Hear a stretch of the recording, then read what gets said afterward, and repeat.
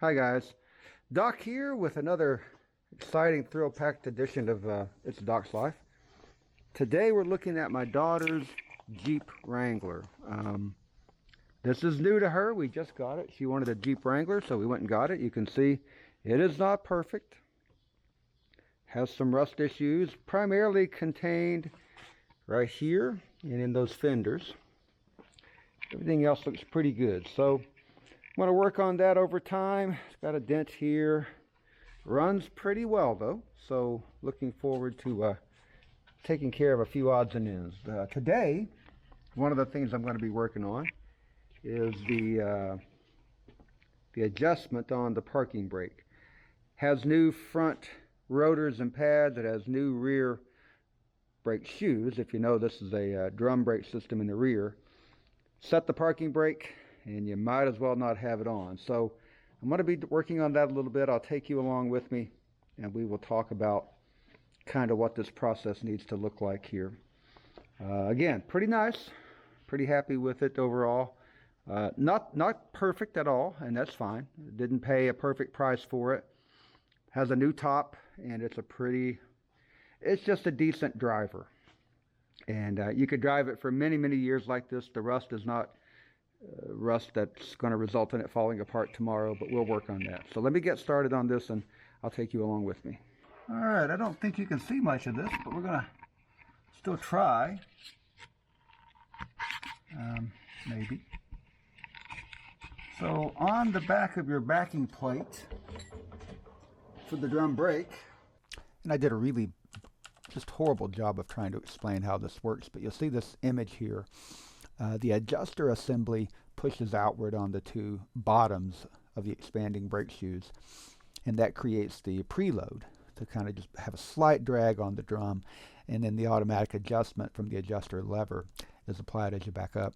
Interestingly, the first set of hydraulic brakes was proposed by Malcolm Lockheed, later formed Lockheed Aircraft, and it was in 1918. So he was the first to kind of propose using hydraulic fluid, some sort of fluid, to push the brakes outward on the expanding brakes.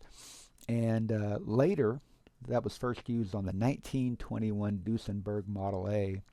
Now, much later, a guy named Vincent Bendix, who invented the starter drive, the Bendix system that engages the starter and releases the starter when the engine starts. He created the Bendix system that was in place for many, many vehicles as well. So that started in 1920. I think it started actually in 1924 when Bendix came up with the brake system that was later applied to many, many other automobiles. Fascinating history.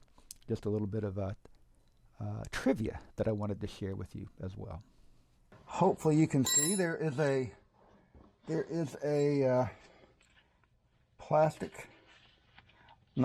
rubber plug. Plug is right here. Probably ought to have some light in here, but I don't. Let me see if I can get something maybe. I think you can see that okay. There's a hole at the bottom here. We can see that not much is happening there. Let me see. Do I have confidence in this adjustment? Let's see. Ooh, don't like the feel of that. I think I'm adjusting it. All right, so the thing to remember is inside there's a mechanism. You probably have seen this, but there's a short mechanism between the bottoms of the two brake shoes. Again, I don't think you can see this very well, but that adjusting mechanism sits between the ends of the two brake shoes. Brake shoes come down and they curve around. The adjustment mechanism sits between them, has a little roller on it with teeth, and then the self-adjuster is meant to intersect that, and when you're backing up it's supposed to move the adjuster. I'm hoping I'm doing that the right way, but I'm not sure. So I'm just moving it myself now. This is what this is all about. You move the automatic adjuster. You take my earplugs out and see if this thing is actually dragging. You can probably hear it better than I can at this point. Oh yeah, I hear a little drag there. And I can feel the difference in it right now. Just a little bit more. Gonna do just a little bit more here.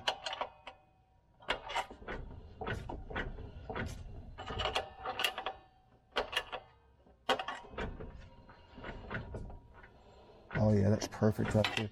So it's got enough drag that I can really feel it right there. If I didn't have this wheel on, I could tell a little bit better, but we'll test it in a minute. So we're gonna put this back in. And if it, just so you know, I was moving the adjuster. In this case, it would have been I was rolling it down to make it work. Plug that back in. Let's go to the other side. See what we got. Ah, maybe. Here we go.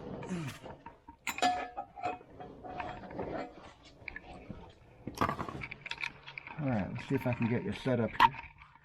Get everything correct. Maybe. Let's see what I got going on. Let's see if that looks good to you guys. Maybe. I'm going to adjust this one a little bit as well. I think it should be the same, I hope. Down. I hear it clicking. Maybe just a hair more. It's really, I can feel it right there. It's going to have some difficulty in turning.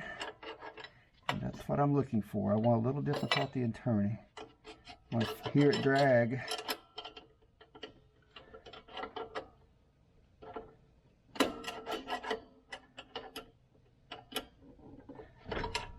Now you can do a lot of stuff with this, but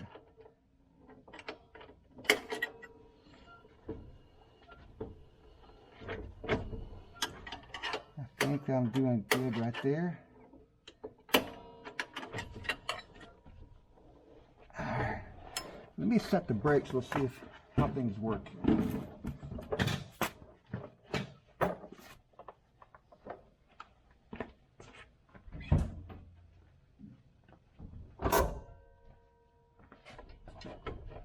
That feels much better.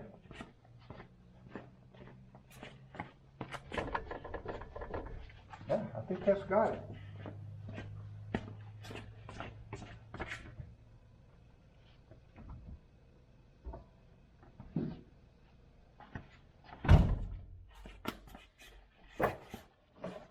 All right, I think that's simple enough. Kind of makes sense for you. But you want, in this case, back of a Jeep Wrangler, pretty much all have drum brakes. This would be the same thing with most automobiles with drum brakes. You're going to adjust that slack adjuster, and by adjusting that manually, you do what should be automatic, but sometimes it's not.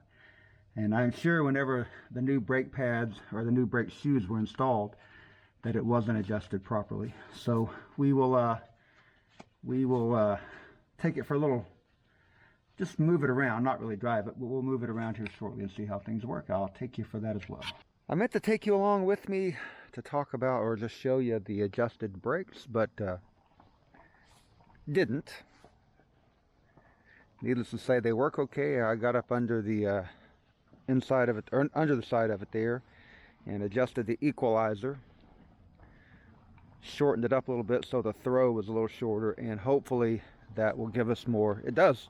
It'll lock those brakes up now when you pull the parking brakes. So definitely going to make a difference, and that's what I wanted. When you park it, it should not go anywhere at this point. So mission accomplished. And that wraps it up for this this video.